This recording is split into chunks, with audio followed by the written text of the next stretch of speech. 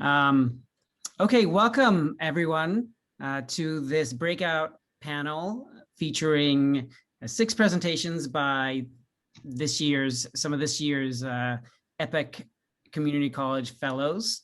My name is Jonas Edman. I'm an instructional designer at Stanford Program on International and Cross-Cultural Education, or SPICE. Together with Gary Mackay, the director of SPICE, I've had the privilege of working with 6 of this year's fellows. And when I say working, it's just being present in our breakout groups together with these amazing fellows as everyone collaborates together on their projects and the curriculum that they're developing. And it's just such a joy for both Gary and me to be part of the process. It's always a highlight of our year. And this year has been no different. So we do have some time constraints. We have 6 presentations.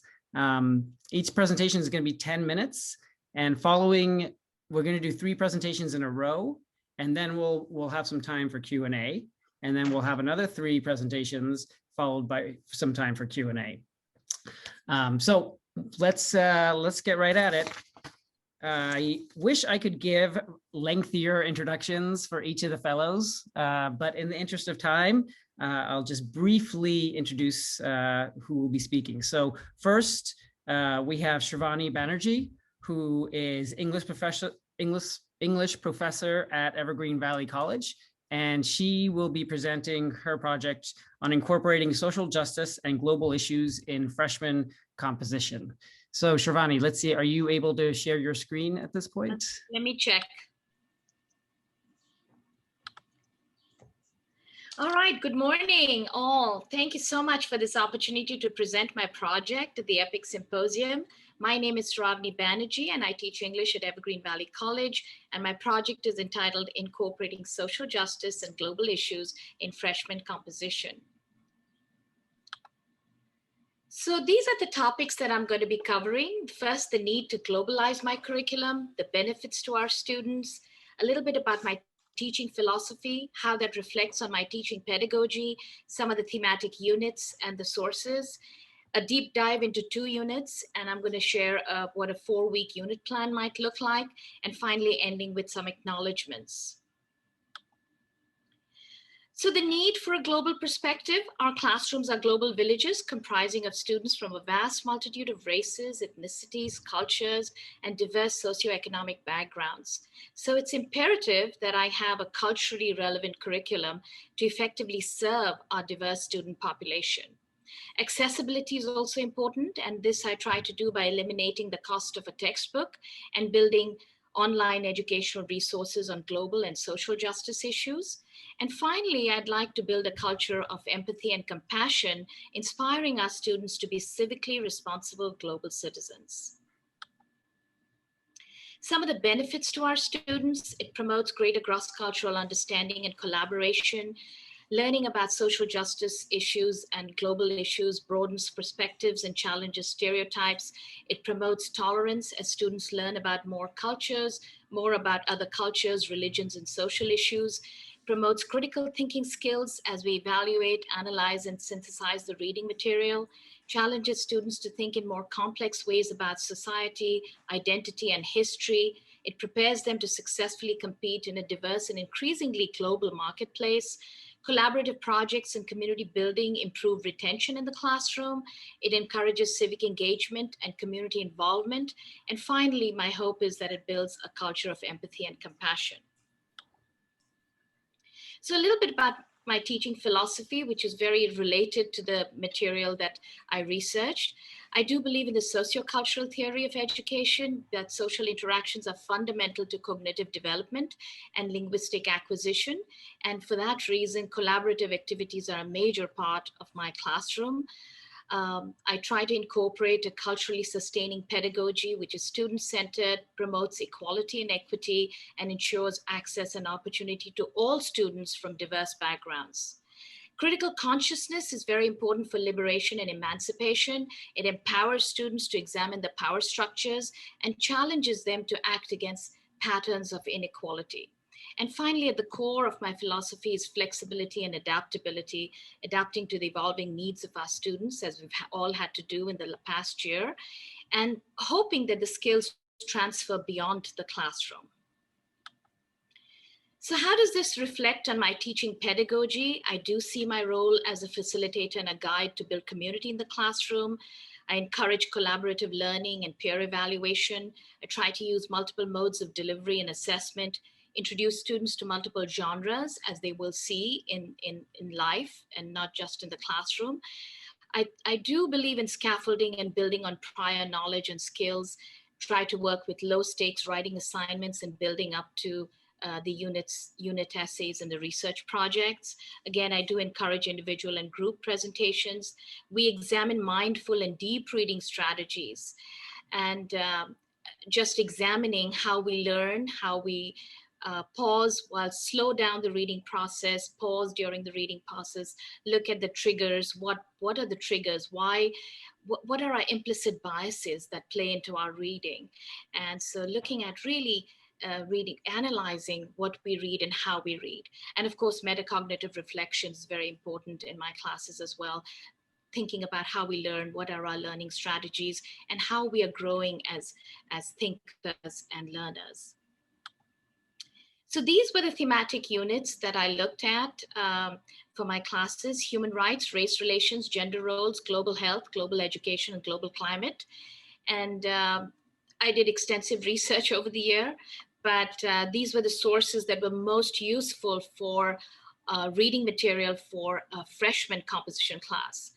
So academic journal articles from JSTOR, TED Talks, videos, podcasts, newspaper articles and editorials from The Atlantic, The Washington Post, New York Times, The New Yorker, The Guardian, The Economist, Foreign Affairs, and Politico.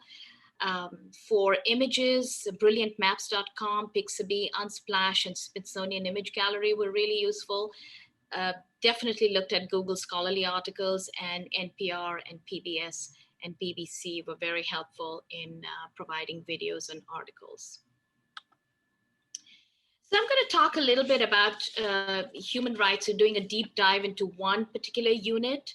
So when I tell the students that there's certainly, we cannot cover all the human rights issues globally, so we're going to focus on just the most contemporary issues. We talk about the Universal Declaration of Human Rights in 1948 that provides basic rights of food, education, work, health, and liberty for all, regardless of nationality, sex, ethnicity, color, or religion. We talk about how human rights are indivisible and interdependent. So for instance, progress in civic and political rights makes it easier for exercising social and economic and cultural rights. We look at a variety of podcasts and TED Talks. Amongst those are fundamental rights to seek asylum. What does it mean to be a refugee? How US immigration policy and the violation of human rights. We look at those. We look at modern slavery in America. We look at why the refugees have shrinking options, why we need to share the burden of the global refugee crisis. We look at the Rohingya Muslims who are fleeing from Myanmar. We look at some articles on the Uyghur Muslims in China and why China is being accused of genocide. We also look at malnutrition, poverty, and climate change as basic human rights issues in child labor. So for every unit, I do have a set of resources in case students want to get more involved, will learn more about a particular organization, or even volunteer their time or even donate to the cause. So this is just a resource for them, a variety of sites for students to look into if they want to learn more about a particular topic. Another issue we look at is climate change as a global crisis. Again, looking at different TED Talks, how climate change would displace millions, how to save the climate, we need to reimagine capitalism, how India could pull off the world's most ambitious energy transition. That's a very interesting TED Talk. We also look at the city planting 1 million trees in 2 years, and this is by the mayor of Freeport in Sierra Leone, who are they're really making an effort to combat climate change crisis. And amongst the other problems, we just look at how how massive this issue is and how it's going to impact our planet and why it's an emergency. This is what a 4-week unit plan might look like. So the first week would be reading, thinking, and inquiry, reading, writing, thinking, discussing. I introduce topics. We watch TED Talks, small and large group discussions. We look at annotating skills and deep reading strategies. We focus on writing triple entry journals, that's meaningful writing, responding to the reading. Week 2, we deepen the inquiry, look at critical thinking and argumentation. We annotate an article together.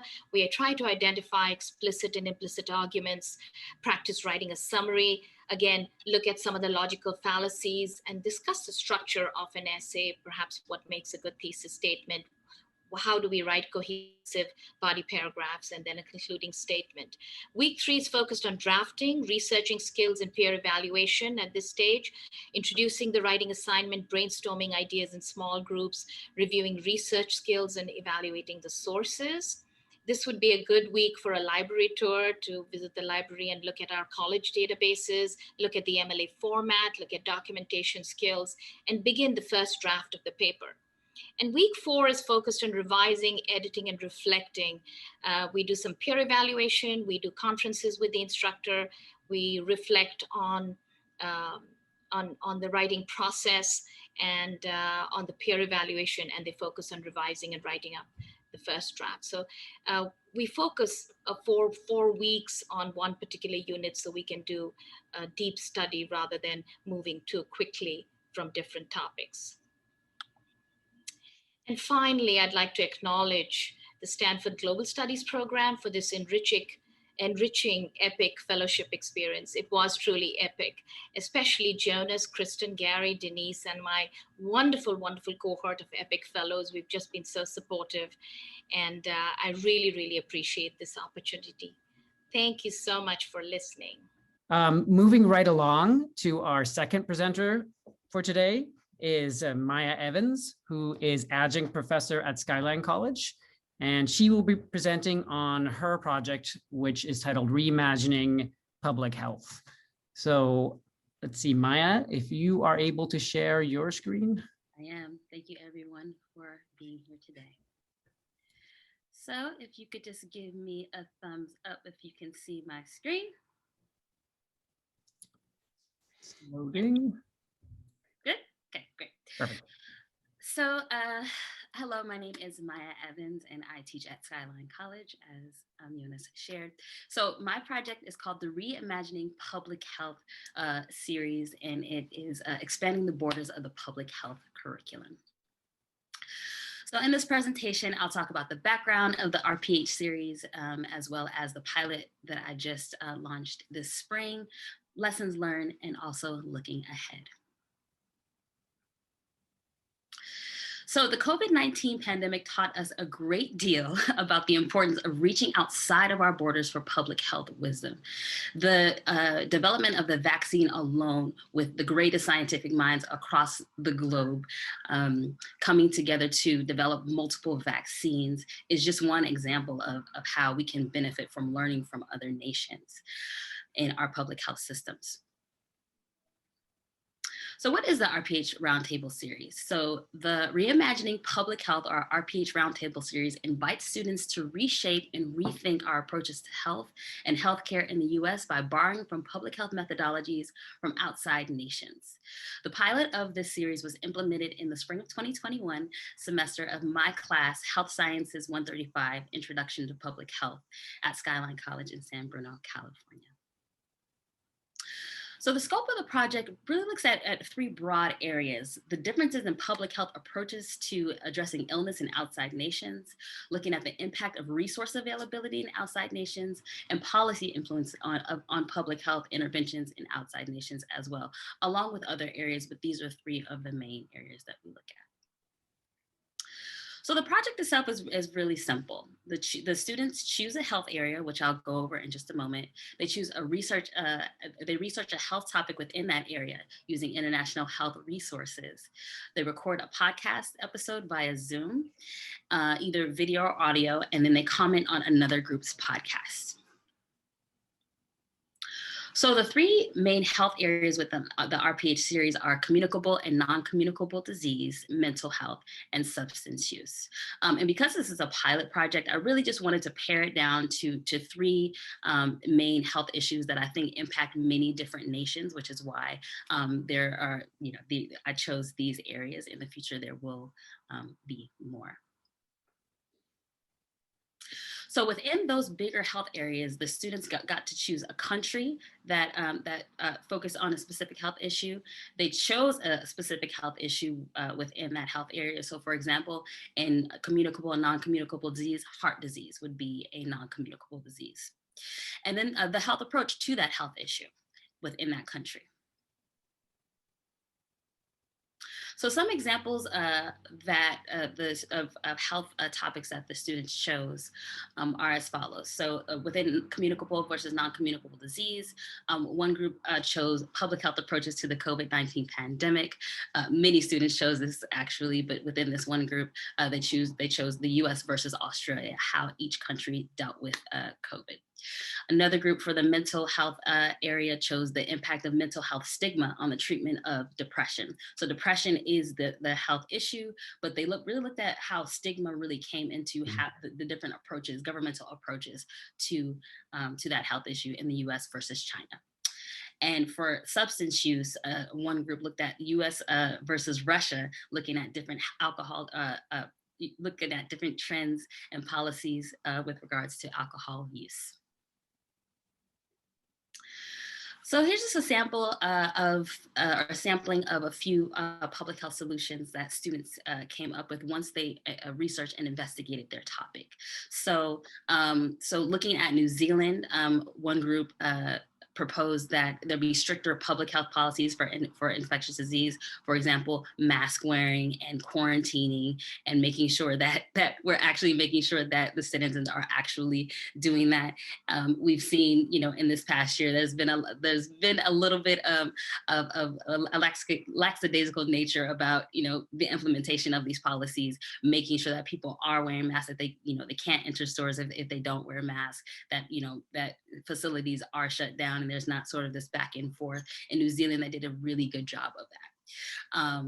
Implementing holistic and non-Western allopathic approaches to mental health. So for example, in China, there's not only going to the doctor and what happens in hospitals, but also Qigong, acupuncture, and other alternative ways of healing that is a really a holistic approach to mental health, so that you can really look at the person as a whole being.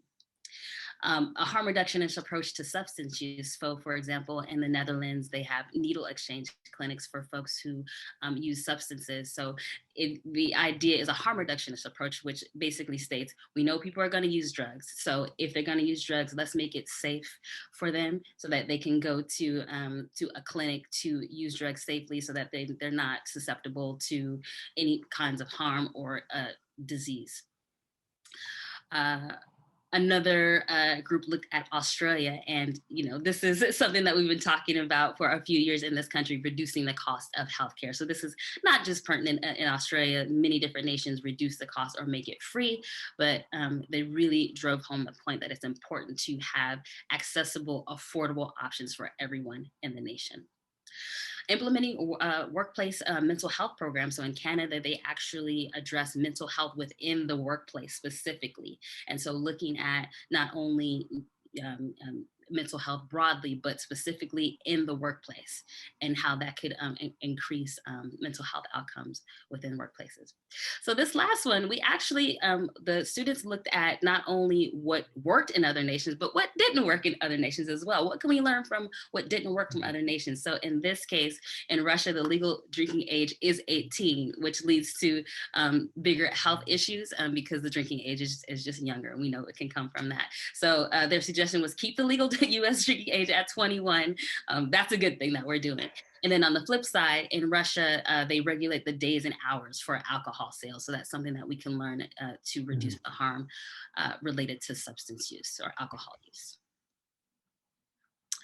Some lessons learned. So the first was just more student support. So for the first in the series, the looking at communicable and non-communicable disease, I had the students find their own resources. I gave them a few resources, and I said, you know, look at communicable and non-communicable disease in a country of your choice and find those materials. Well, that was really challenging for the students. They really needed a lot more support. And so for the second and third installments, mental health and substance use, I provided all of the resources for them to just pick and choose from and investigate. And that was a lot less stressful for the students. Connections. So when students are invested in the topic, they're more engaged in the topic. Something that I saw in their podcast was that they actually brought in their personal experiences into the work. So they talked about their own experiences with mental health or substance use, and that proved to be really fruitful and for a much more interesting podcast. And so in the future, I definitely will be implementing that, allowing them to bring in their own personal experience in addition to the straight ahead research. Collaboration. So in-person versus virtual. So when you know, I was first awarded the fellowship, we all thought that maybe we'd be back in the classroom. We all know what happened there. So of course, everything was virtual. So it's a little different doing a group project with in-person versus virtual. Just having that in-person class time where they can work together, collaborate, brainstorm. That doesn't happen as well in the virtual space. So that was definitely a lesson learned. So it's either have it in person or really tailor it for that virtual space a little bit better. And then the ability to dialogue, so synchronous versus asynchronous. So another challenge was that my class was completely asynchronous, which again, having that opportunity for collaboration and brainstorming, they had to do it on their own time, which was a little bit different. And so just making sure that I either do it synchronously next time or really controlling for that asynchronous environment. That said, I was really happy with what I saw from the podcast. They really took the materials and were able to come up with some really interesting topics and some solutions. And I'm really happy with this pilot version of the project. So looking ahead, the next time I do this, I will be implementing all the strategies that I just mentioned, and also adding in some other topics, looking at gender health, environmental health, how race, power, and privilege also comes into health interventions as well. So having more robust areas of health topics to really choose from. Which will really be exciting. But this time around, I'm really happy with the pilot, and I'm excited to do it next time. So I just want to thank you all. Thank you, Jonas. Thank you, Gary. Thank you to the EPIC Fellows, Kristen, and of course, Denise. I want to thank everybody. This has been such a wonderful experience. Thank you all for being here, and I look forward to continuing to work with you. Thank you. So next up, we have Joanna Sabala, who is economics instructor at Mission College, and she will be presenting her project titled Women and Feminism in the World. So Joanna, if you are able to share your screen. Let me start my timer. All right. Thank you very much, Jonas, for all your help. At the beginning, my name is Joanna Sabala. I am an instructor at Mission College. I teach economics and starting this semester also social justice. At the start, I wanted to thank the wonderful organizers of the EPIC program, particularly Jonas and Gary and Kristen for being always so responsive and always so helpful.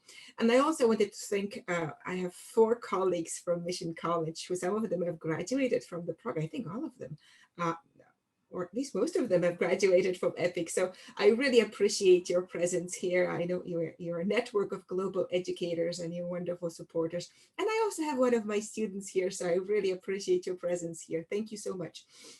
So the title of my talk is Women and Feminism in the World. We can go to the next slide. Thank you. So this is, it's a really, it's a beginning for Mission College and for me and for my fellow colleague who has developed this new core course of a new program that Mission College started on social justice. And this is one of the core courses, the Introduction to Social Justice course. It's actually quite a unique course. There's a few social justice courses offered by community colleges, but it is I believe ours is a unique one because it's very multidisciplinary, multi-topic. It's ZTC, so zero textbook cost. And because we also want to give it an international outlook on the world and social justice issues. And thank you. Next slide. So for what we did for this class, for this course is what my project focused on is one portion or two modules or three modules of the course where I deal with women and gender issues and feminism. And what I'm going to present to you is examples of two lectures that I have written for the course. But of course, the rest of the course itself is also has international issues, but those are the ones that were the focus of my project. So I do a historical overview of feminism. I think we went too far, Jonas. Just a second, the third slide. Yes, thank you. And in one of the lectures, when I talk about 20th century feminism, I also talk about 20th century feminist philosophy. And particularly, I focus on the collaboration of two wonderful thinkers, Martha Nussbaum and Amartya Sen. Martha Nussbaum is a famous American philosopher. Amartya Sen is a philosopher and an economist from India and a Nobel Prize laureate. And they've collaborated and worked on a lot of issues that have to deal with social justice and economics. And in their work, they presented a critique of the traditional GDP measures of well-being and progress. And I focus on Sen's famous article, 1990 article, that more than 100 million women are missing in this world. This article stimulated a lot of subsequent research and policy changes. So it is quite an important article.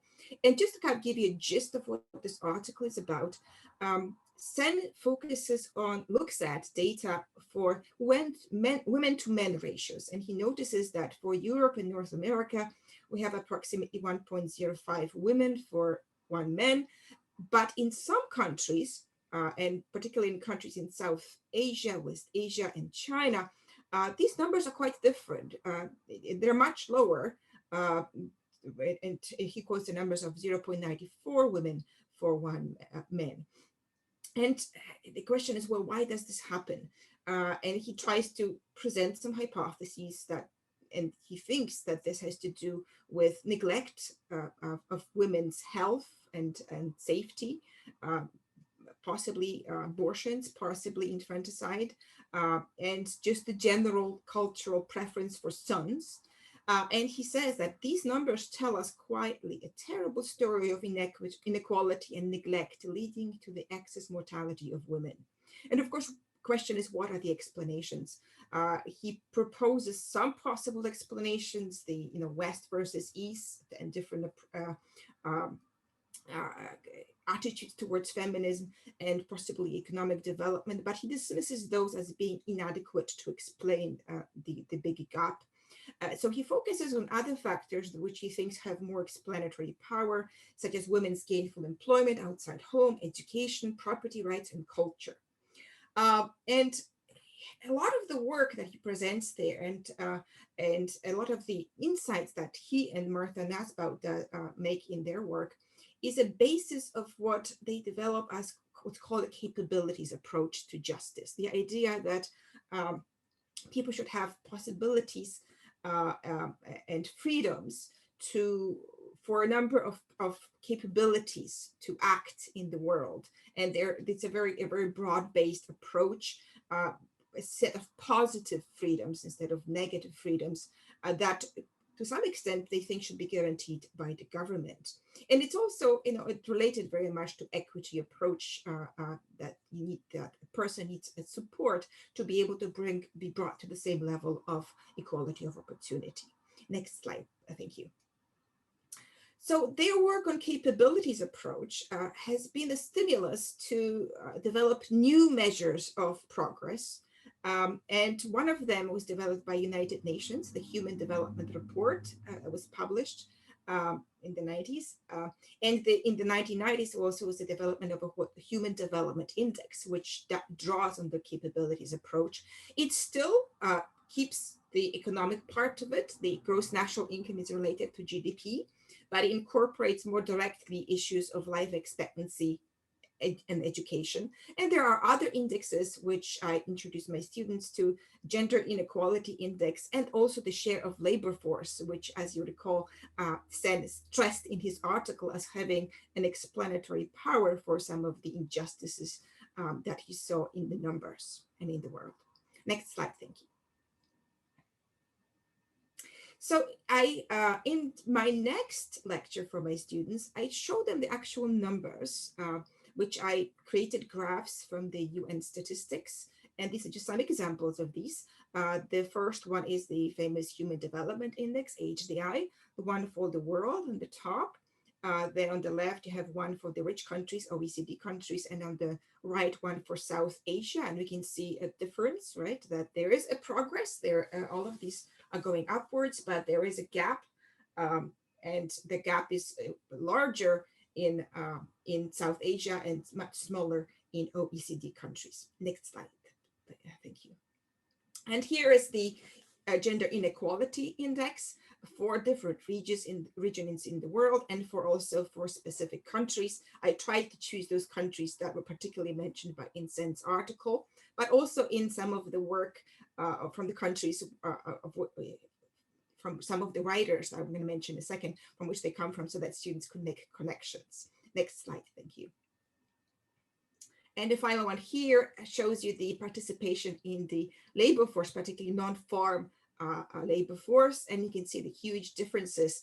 And also a very interesting fact is that there is a very large participation in the labor market for sub-Saharan Africa, which would have been maybe not counterintuitive to some people, but this is one of the things why Sen thinks that the standard measures of economic development are not enough to explain the difference in those initial numbers he's trying, because sub-Saharan Africa is still a developing place, but yet, you see the participation in the labor force being much higher. And, sub-Saharan Africa is one of the countries where actually the numbers were closer to Europe when it came to women and men ratio. Next slide, thank you.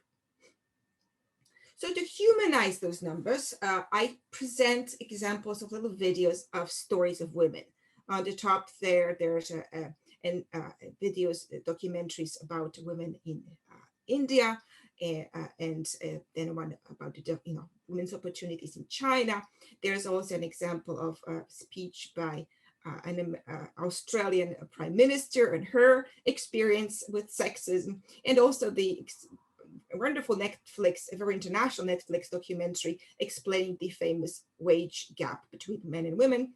And at the end, I give an example of a wonderful TED Talk by a Nigerian writer, Chimamanda Ngozi Adichie.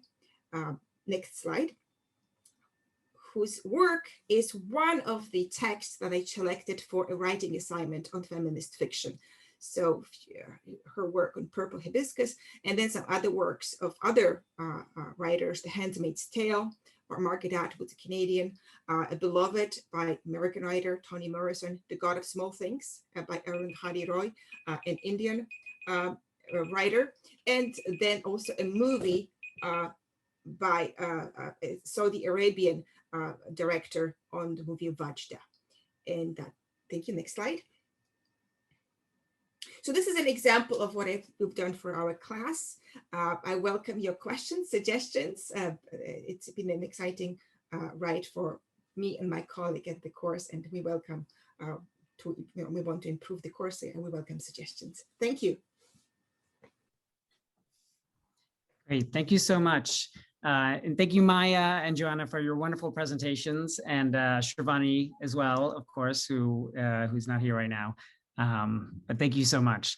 We're going to move straight on to our second group of presenters. So first up among them, we have Giulia Diliberti. So let's see, Giulia, if you're there. And Giulia is going to be presenting on the need for globalizing curriculum post-pandemic. Okay. All right. Just a little bit about who I am and how I got here. So, you know, I'm Julie DeLiberti. I teach humanities at the College of DuPage. You can see College of DuPage down below. It's about 40 miles west of Chicago. So I'm a non-Californian here today, and I'm the global education liaison at College of DuPage. And we just finished wrapping up 3 years of creating a certificate and all the things that go on with that. I think I actually share those documents with Melissa. She can give me some feedback on them. But so we spent all this time figuring out how students can get better at learning global education, setting up, and I realized, you know, faculty sometimes need to, these are some comments you may or may not have heard or variations on these themes. Like I show maps of ancient Greece and Sumeria. I'm global, right? My discipline is global by nature. I'm not going to call out business on that one, but these other complaints about faculty who want to be global but think they already are. And by the way, I meant to say that I emailed Kate Kuntz and said, hey, I'm trying to work on the next step of global education, and I think it has to be faculty. And she suggested I apply to this program, and I'm really happy I did, because my brain has gotten a good workout. So based on these comments and based on the fact that we're kind of, the student piece is never done, but we're sort of taking care of that, I created a 24-hour contact course. So we are a union shop, and in order to change range or to go from A range to E range, to get your salary increase, you have to take so many hours of professional development or get a degree. And also for me as a professor, tenured, etc., I still, in order to get my step increase, I'm supposed to take 6 hours of professional development every year as well. People boo that, but I think it puts us in the position of being a student, and I love it. So I'm the minority there. But I created a 24-hour contact course for faculty, staff, and administrators across the college. So not just faculty. And we're going to do it because it's Zoom. We're going to do it all on Wednesdays. We're going to do 3-hour sessions on Wednesdays. I took a course like this last year from a colleague who was doing disability, working with students with disabilities. And honestly, it went very quickly, and it only tied up one of my days. So I'm going to try and launch this. So 3 hours every Wednesday from 1 to 4, and it's we're still on Zoom. People don't want to go back in public, which is fine. In person. I don't want to be in public. That's what I'm saying. The first hour of every Wednesday is going to be there'll be readings, and I'll but the first hour of these 3 hours is going to be sort of a debrief of the readings, a discussion, some of the issues that came up or some of the things that need clarification. The second hour is going to be application through small group discussion. If there's a video to show, if there's a guest speaker to bring in, Cheryl Gibbs, I'm speaking to you. And then the third session for 5 of the 8 sessions is going to be workshopping various documents throughout. So if you're on a committee, what's the committee charge, and you want to revise that? If you've got a document that you send out to an area of the college about how registration is supposed to work, what document can we look at? Because I think all areas of the college should be global. It's not just the responsibility of faculty or the classrooms, right? The whole college should be looking towards being global and internationalized. So there'll be some workshopping for that third hour. And then the main projects from this class are I'll ask them to set up a website and to regularly blog once a week just on their thoughts that come up for them as we do this. Students will be doing an institutional survey. Colleagues will be doing an institutional survey. The next thing they'll do is interviews across campus about what are resistances and understandings of global education. The institutional survey, well, what things do we do well? What things do we actually do? Do you even know what we do at COD for global education? And then the manager of field and experiential learning and study abroad programs is going to come in and sort of look at what she knows we do and look at what people think we do. And we're going to try and close some gaps there. And then I was really quite fascinated by the idea of narrative maps when Karen Wiggins came in and did some exploratory work. And I just think narrative maps are the way to go. So those are the 3 projects. And then students should leave this class with 3 or 4 documents reworked if they're going to propose a new course, or if they're going to change a course objective to include global ed component. So I'm going to quickly, I forgot to start my timer. So Jonas, clap or shout or something when I get down to a minute, if you can remember to do that. I'm sorry to ask. Sure, you have about 5.5 minutes left. So 5.5, okay. So week 1 is going to be an overview and resetting the stage, and we'll just do some terms and definitions and go through course expectations. And I am always over ambitious, so I'm going to have to dial it back quite a bit in my class. But so the first week we'll talk about policy, and some of that's already come up. What does policy suggest? What is it? Why do we have it? And for example, and then the next week we're going to be doing a deeper dive. That was one of Shrivani's words too. And someday if I only have 5.5 minutes, so I can't explain to you all my little symbols here why I have a stop sign in the Constitution. But I do think it gets at our values and what we think about. And do you stop at the stop sign when no one's around? And is it a gateway crime to ignoring the Constitution? I don't know, but I have a better thought. Week 4 is going to be this narrative map. So the maps aren't due until the end of the course, and I'm introducing ideas about the narrative maps as we go along. But week 4, we're going to have a guest speaker come in and run a workshop for us on using various easy mapping tools that anybody can use, whether you're techno savvy or not. And so I read this great article by Margaret Wickens Pierce, I'm sorry. And she talks about adding layers to the narrative map. These are examples from Rebecca, I've forgotten Rebecca's last name, but she had our students in Spanish look at literature, look at pieces of literature and draw narrative maps based on characters. So one person, she said, really what we realize is all maps are basically games. And so this is a sort of the plot line of the story through the city of Madrid. And then these are the characters, sort of how they're interconnected through memory. I mean, these are undergrads doing this. And I'm like, wow, here's my sad little map that I did not use for you guys. I was going to try and narrative map my way through this presentation and it just didn't work out. So you're getting this instead. And so I have Joy Harjo's map here, Living Nations. And so this is what Wickens Pierce talks about too. She talks about adding layers to the map. So Wickens Pierce took a trip from explorers in Canada, and she found a journal, and she distills a day with a piece of writing, and then she overlays it with somebody talking about it. And Joy Harjo does with Native Americans. You can click on any point here, a biography or the author will come up, and you'll be able to hear Native Americans reading their own works. I will skip my Marcel Duchamp connection because I probably only have 3 minutes left. Week 5 is a social imaginary, and so we're going to talk about what that is and why. So the social imaginary is all the discourses and behaviors and institutions that come together to say the global world has to be this. And as we're going to move towards what are different ways of looking at the world, we're going to take apart the social imaginary. And Rizvi and Lingard say it is not inevitable. We have this idea that global forces have started and they only can go to one end, and they're arguing that this is not an inevitable conclusion. We don't have to live a global world this way, which rebuilds on already existing inequalities. How can we change that? Which then leads to the next bit of talking about social justice. And so the question is, and it's funny because Cheryl Gibbs talked about this today, community colleges, why are they so well set up for global education? That is week 6 of my class.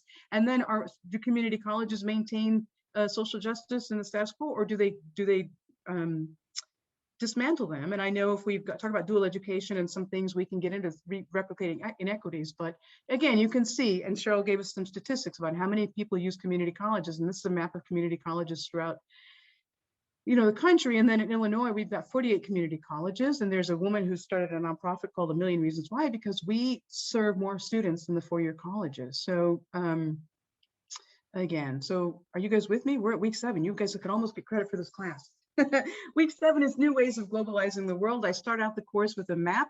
The very first week, they walk in the Zoom room and I say, talk about centers and peripheries, don't think about countries.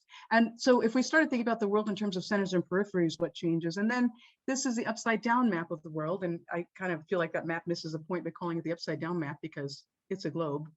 And so, but what if we looked at the world differently? This is a literal way of looking at the world differently, but what are the new methods and views of globalization that don't say we need to do global studies for a job, or that the economic forces can't be changed.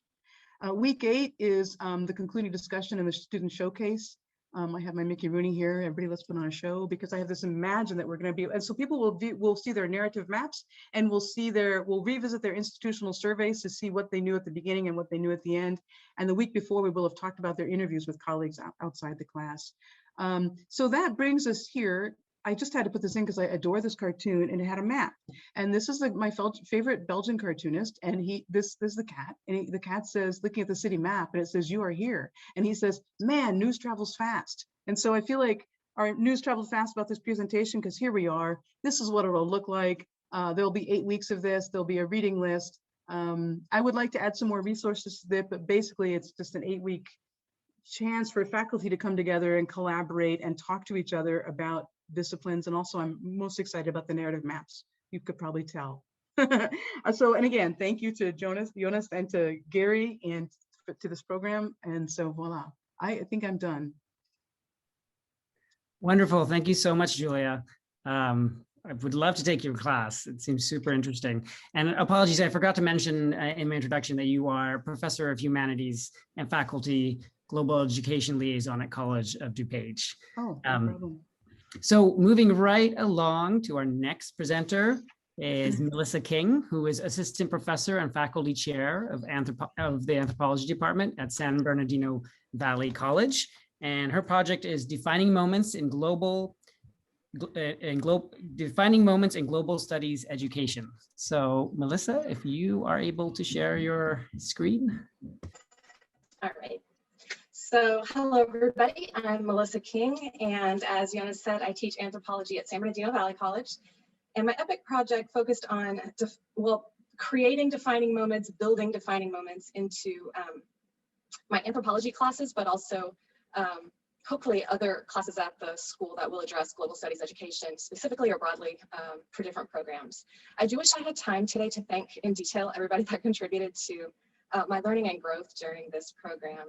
I'm sure that I left people off, but these are some of the people that looked at my work, gave me specific feedback, or like inspired the specific questions that I was asking right at the beginning. And I just really want to thank you guys so much. The first thing that happened for me as I began this fellowship was that my project questions crystallized around this one. How have students at my college learned about and conceptualize the world? Specifically, how was I engaging with my students to think about what the world is, what the global is? Just prior to the COVID-19 pandemic experience, I had created the first faculty-led study abroad program for my college. This was the website for that program. We didn't get to go to Ireland because of COVID, but I spent many meetings for preceding years with faculty, students, administrators, extolling the benefits of international travel. And the idea that I played into in those conversations was one that showed up in various other ways at our college, the idea being that there is a whole world out there. But I became increasingly uncomfortable with this narrative and this discourse and the way that it asks students to think about their place in the world. First, it pitted the local against the global in relation to socioeconomic class. If you're not wealthy, you're restricted closer to here and therefore missing out on something out there in the world. If you have money, the world out there exists for your enjoyment and exploration of otherness. If you're not wealthy and restricted closer to here, you can sample the otherness of the world through food or film or college-wide events. However, the world that is most imagined in that sampling is not the world that 20% of our students have come from. The over there's that students talked about in relation to their heritage or cultural backgrounds were often very differently conceptualized from the world out there that was waiting to be discovered by the more privileged, AKA through the study abroad program. Additionally, the out there's that come here can be scary, invading, threatening. San Bernardino was the site of a terrorist attack in 2015. It was just about 3 miles from our campus. And so there has been a lot of conversation in the past few years about that as well. Discourse that pitted the world out there against the safety of the local, the safety of home. And as I was focused on developing the study abroad program, I realized that as a teacher in my classes, I just wasn't helping students sort through these conceptualizations. I really wasn't having like the deep conversations or balancing out methods, plans, narratives for students to grab onto and maybe find their way through these difficult things to think about. So in this project, I just wanted to rethink how else can I be teaching students about the globe, the world, and the place that they inhabit in the world.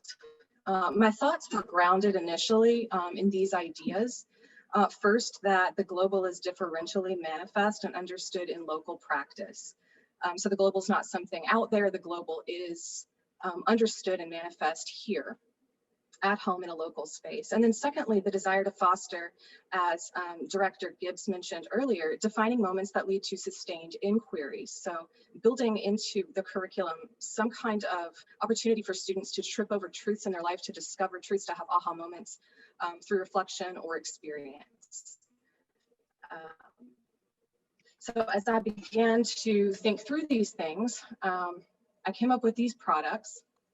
The Global Studies AAT for my college with the affiliated core courses 101 and 102.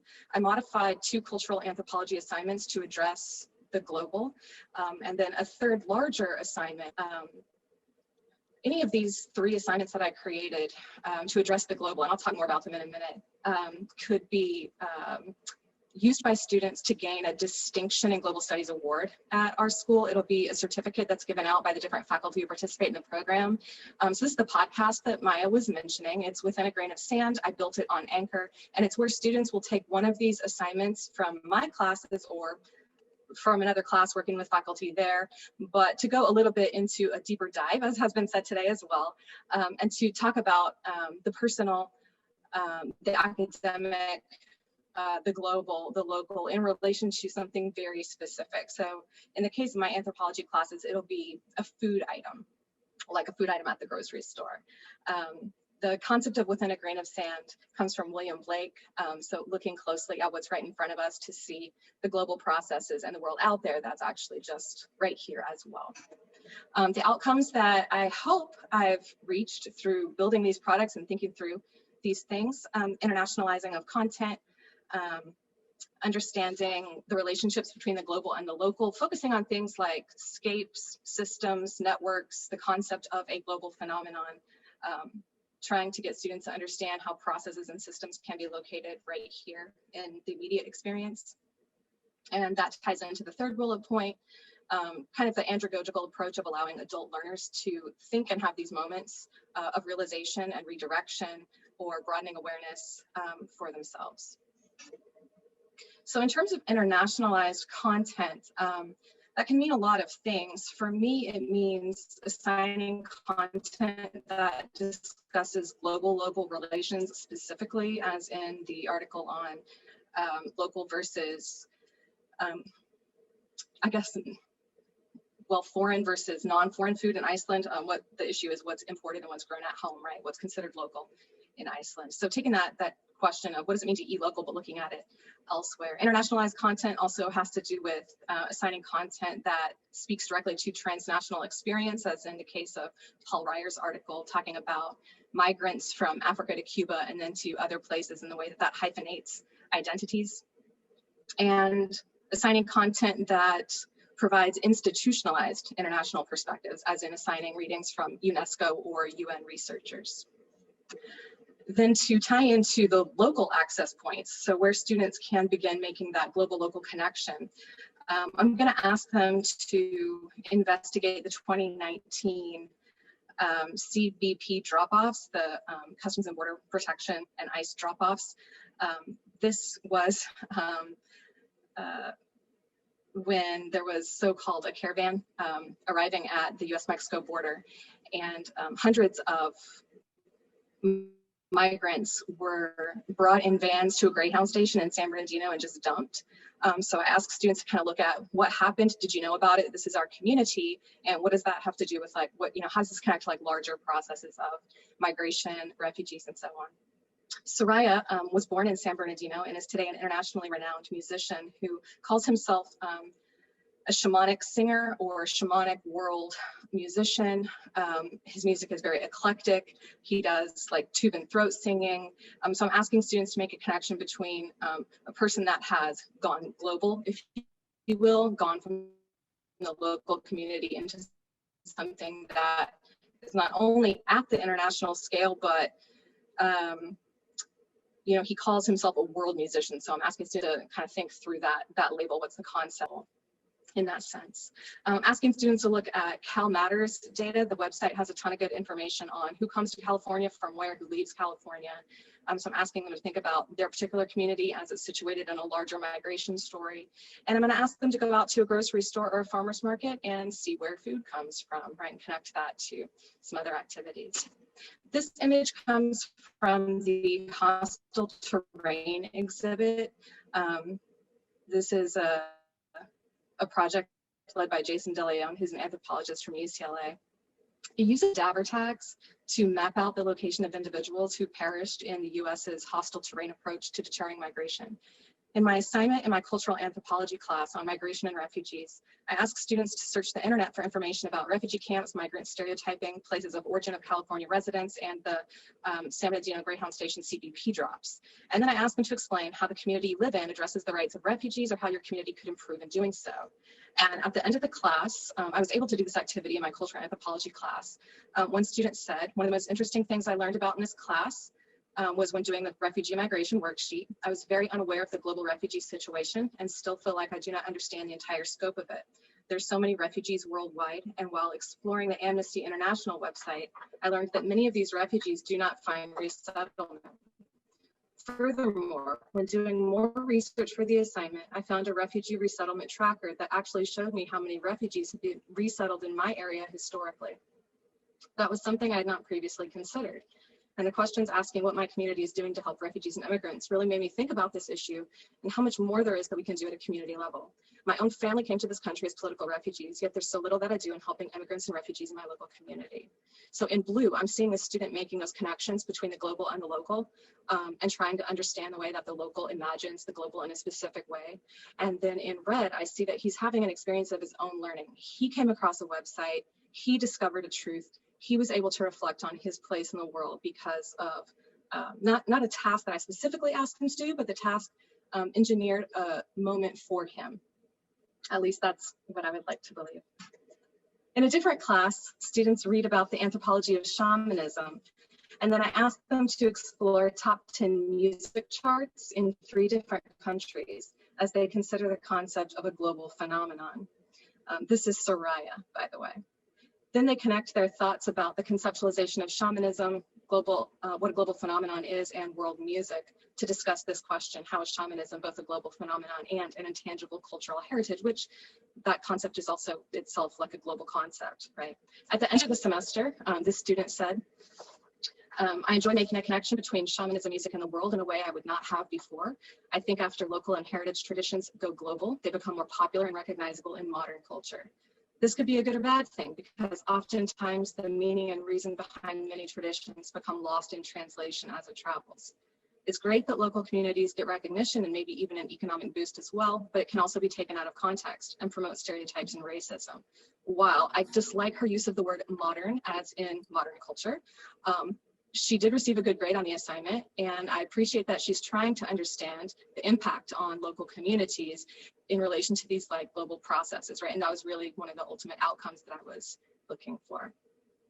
So I haven't had a chance to teach this last one yet, which is like the larger piece that I created. I'll be trying out this summer and we'll see what kind of feedback I get. But I revamped a whole learning unit that had previously addressed ecologies and economics, and now it's going to be focused on food and culture and globalization. So the main question that students will be working on is, what does it mean to eat local? What does it have to do with globalization? And then they're going to make an argument for or against eating local. To get to that point in the unit, students will be reading the Perspectives OER chapter on globalization that comes from the Society for Anthropology and Community Colleges. They'll be reading that article on the local food versus imported food in Iceland and arguments about where food comes from and ideas about what people should be eating in Iceland. That's a comparative read, obviously. I'm going to ask them to do the grocery store or the farmer's market research, going out, and they're going to have to collect certain pieces of data about where food comes from, the price differentials, things like that. They'll listen to an audio lecture that discusses locavorism, the relationship between culture and place, things like anthropogenism, and also tragedy of the commons. They'll watch Winona LaDuke's TED Talk on food sovereignty and Christina Warner's TED Talk on debunking the paleo diet, both of which speak to global-local relations and the construction of diet itself, taste, and so on. And what all these materials do is connect the long-term and global processes of agriculture, economy, migration, and imperialism to local experiences of taste, consumerism, and health. So the idea is to have students see the world in their daily diets, regardless of what eating locally means. So one of the things we can do in this assignment is Google San Bernardino, eat local. And what you get is a list of like restaurants like this, McDonald's, who, you know, the first McDonald's was like in San Bernardino. So eat local means different things to different people. And that's one of the things that they're going to investigate, right? The changing conception of eating local situated in like the global processes. To get that distinction in global studies certificate, what they would need to do is choose a food item. They're going to do some scholarly research. And to the question that was asked earlier to Maya, there is a structured format that I use where students need to address this first in their podcast episode, and then they're going to address this so that all these different pieces get tied together, kind of like it's more like a research presentation, the way that I have set it up, and that'll allow them to earn that distinction in global studies certificate. So I have a lot more to do. Yeah, this is the end. So sorry, we have to wrap it up quickly because we only have like 10 minutes left. Yeah, I have a lot more to do, but thank you so much. I welcome all feedback. Okay, thank you so much, Melissa. I wish we had more time. That was it. I'm done. Thank you so much. Okay, thank you so much. So let's move right along to our final presenter for today, and that's Rebecca Niemann, who is clinical professor of business law and ethics at the University of San Diego. And her project is called Internationalizing Business Law Curriculum in Community Colleges through Experiential Learning Activities. So Rebecca. Yes, hello, I think I'm off mute. Thanks everyone for hanging in there.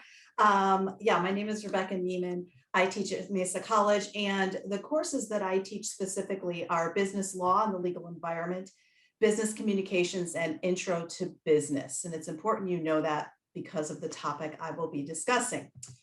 So I just love incorporating a topic I know nothing about into my curriculum.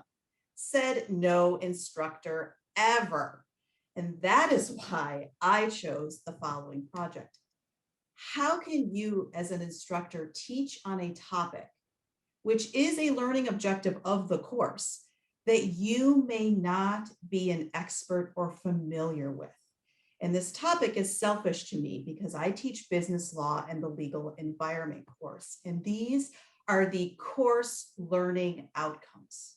And I highlighted the one that states students must demonstrate awareness of international law by the end of the business law course.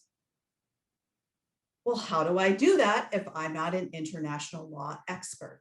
So today I'm going to speak to how I created some experiential learning activities that actually can provide us business law instructors confidence in incorporating international law concepts into the curriculum, while also allowing students to critically think about these topics. I'm going to do a very brief overview of the 3 experiential learning activities I created, and then finally just do a quick deeper dive into the one that focuses on tort law and the Brumadinho Brazilian dam collapse. So again, what do you do? How do I incorporate international learning that is easily teachable and also transferable to students? So I decided to create distinct learning exercises that can essentially be used by any faculty member across the community college system that teaches business law and be plugged into certain components of the curriculum. How we can do that is because every business law course, fortunately, covers pretty much all of the same areas. And so those similarities in areas across the community college system, particularly in California, can use these activities I have created, almost like a plug and play, if you will, to provide more confidence. So here are the 3 activities I created. Specifically, they were on tort law. By the way, I'll explain what that is in a moment. Alternative dispute resolution, and corporate structure. So the tort law one I will discuss in a moment, but I have to thank Elizabeth Syons Ackerman. She was integral in getting me in touch with a visiting law professor at Stanford named Maria Paula Bertrand, who educated me on this dam collapse from many years ago in Brazil, actually just a few years ago in Brazil. And it was the impetus for my thought of how tort law, the comparing and contrasting of the laws in Brazil versus the United States. I then, another component of business law courses involves an alternative dispute resolution portion of that. And I thought it would be really neat to take an example from Ghana and how those individuals in Ghana utilize alternative dispute resolution and compare and contrast that to the United States. And then finally, the fabulous Gary Mukai put me in touch with Yuta Mizo, and I was able to talk to Yuta about corporate governance in Japan and how the governance and structure of corporations may be similar and different, and create an experiential learning activity based on that. But for purposes of today, I want to focus on this tort law example, the Brumadinho Brazilian dam collapse. So what I'm going to show you is the actual buildup, the setup to the day of activity in the course, what students need to do. I will describe the in-class course work, and then finally how we conclude that discussion. I want to just briefly show you what I created as a handout for each of these experiential learning activities. This has to do with the dam collapse. But this is one of those, again, activities and examples what I can actually give to another instructor in another college teaching this course, saying, here's how you can plug this into your course. So I have specific learning objectives for each of these activities, instructions, pre-class readings, and then the actual activity during the course. So I just wanted to show you that that is something tangible a professor and student would receive for these activities. So the setup is, prior to coming to class, of course, the hope is the students will complete the reading in their textbook relating to tort law. Like, what is tort law? I've never heard of this word. And by the way, the definition is a wrongful act leading to civil legal liability. And believe it or not, we all have heard of this before, just under a different term, negligence. The classic, somebody doesn't clean up a spill in the grocery store and I slip and break my leg. So they learn about what is a tort, what is negligence, what is strict liability. And then I also provide them articles from international sources and newspapers dealing with the actual facts of what happened in the Brumadinho Brazilian dam collapse. So they come to the class with various sources of the facts of what occurred in this scenario. And then finally, they have a scholarly article I asked them to read that focuses on what is tort law in Brazil. Like, how does this function? How does this work outside of the United States? And that is what they need to do before class, the pre-class readings. In class, and by the way, this can be done in one class if it's about an hour and 20 minutes, or broken up into two classes. We start out at the beginning of class with a review. What did you read about in your chapters? What is tort law? What's an intentional tort? What's negligence? So we have a refresher. Then I break them up into small groups and I ask them to jot down in their small groups the actual facts as they recall them. Of course, they can look up the articles again as to what occurred at this event. In this example, it was the dam collapse, all right? Then in those small groups, I say, now that you have elicited all those facts and laid them out, I now want you to describe, using the law from the United States, what tort is this? Is there anything? Is there any legal remedy for these individuals that were damaged by this dam collapse? We then come back in a large group and debrief. And then I ask them to now turn their attention to tort law in Brazil. What does that look like? What are the parameters of it? And then I finally ask them to break up into their small groups and compare and contrast US versus Brazilian tort law. What can we learn from Brazil? How could it help us in how we understand tort law in the United States? And then finally, we reconvene as a large group. And after this activity is complete, I then turn to our learning objectives for that experiential learning activity, and we review them and talk about what was actually learned from this assignment and how it can be applied in the business world, and how what we learned about Brazilian tort law can be applied as well. So this is just one of the examples of an experiential learning activity that can be taken and used by other faculty teaching business law who may not be comfortable with the international law concepts, may not have gone to school for that, may not have practiced in that area, but are still able to apply it in the classroom so students can learn about it. Thank you to all of you for listening for these last minutes as I'm the last presenter, and I'll turn it back over to our moderator.